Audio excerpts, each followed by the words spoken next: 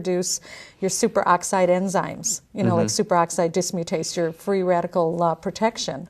And so coincidentally or coexistingly as an incident, the color of turquoise is good for things that will help, that are being helped by the superoxide dismutase and so on and so forth, such as burns, such as arthritis. And so cultures that use a lot of turquoise, like Tibetan cultures and Vedic cultures and Native American cultures, will use a lot of turquoise and use it open on the skin.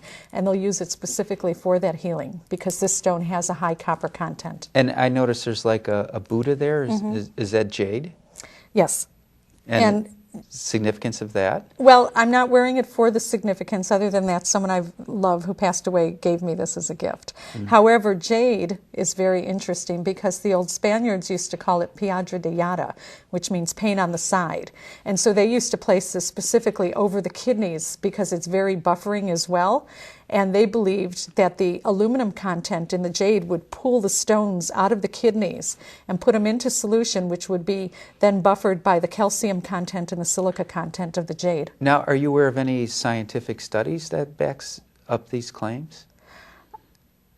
I'm piecing these things together these days. That's what I do. That's the work I do. And yes, there is plenty of science to back this up. And by the way, I wouldn't need a scientific study. Your word is good as gold for me. Well, as I was telling somebody today, in pharmaceuticals, they use a lot of these gemstones and crush it up and then use them for medicinal purposes. So lithium is a real good example of this because they take the gemstone or the rock lepidolite and they crush it up, and that's how they make pharmaceutical lithium. And are you aware of any other specific gemstones that are used in pharmaceuticals? No. Okay. But I know they exist. I bet you can find out. I know they exist, and I just can't think right now. But I mean, it's, in technology, we have rubies that power our lasers, and crystals power so many things. Well, you've had an interesting career. You started as full-time as a naturopath. How did you go from naturopath to writing Jewels of the Lotus and into astrology? You want to talk a little bit about the connections there? Sure. I actually started in astrology. I thought astrology was... You've gone full circle. Yeah, I've gone full circle. I started in astrology, and I had a boyfriend that was trying to, I was about 15, shove astrology down my throat, and I thought it was, not too intelligent to do so. And so I set out trying to disprove astrology, and by doing it, I found way too much correlation, so it was pretty amazing to me. So I was studying astrology for several years, and then my astrologer told me to become a naturopath. And in different terminology, I said, what the heck is a naturopath? And so I went to the college, and, I was into yogurt and chamomile and peppermint tea. It was beginning back in those days in the 70s. And I started learning naturopathy, and it was just amazing. I signed up that night for the college, which is a 4-year program. And so I became a naturopath, opened a naturopathic office, had lots of clients. And a naturopath does like a combination massage, manipulatory therapy, and nutritional counseling? You could say it like that. It's actually very specific stretchment of the muscles, ligaments, and tendons. And where a naturopath finds contraction or scar tissue, they will stretch it by the direction of the specific muscles and ligaments that have the impediment. So you've got healing hands. Well, yeah. do you still do naturopathic treatments? I do. I do a handful of treatments a week because I had fractured some ribs last year, so I'm kind of on the mend myself. And you've been using some gems and astrology to heal? Absolutely. When I can remember to take care of myself, because it's like the shoemaker's kid, So then I opened Healing Earth. I always had a passion for gemstones, and basically I went to an astrology convention and I met this man who was selling crystals, and I was like, oh my God, this is amazing. So by the end of the day, I wound up trading him $200 worth of Wachter's Organic Sea Vegetation Products, which is a company I'm very much into because they use, everything they use is with condensed sea vegetation, sea vegetables.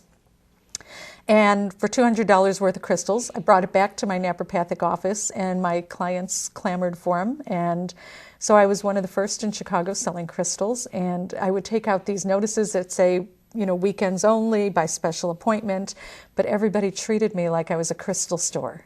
And so those are my humble beginnings with Healing Earth. Had to open up a store because people made us into a store.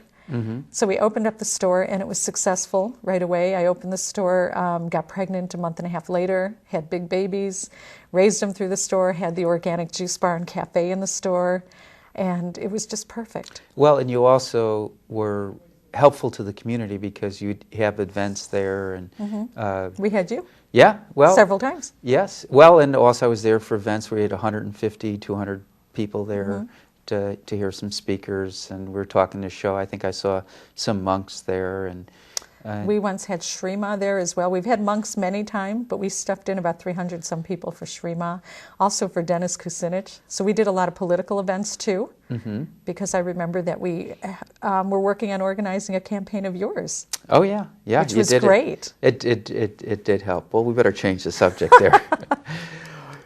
So there's been much rave about Pluto going to the sign of Capricorn. Is there any other reason why we should pay attention to Pluto? How is Pluto going to affect my life or our listeners' life?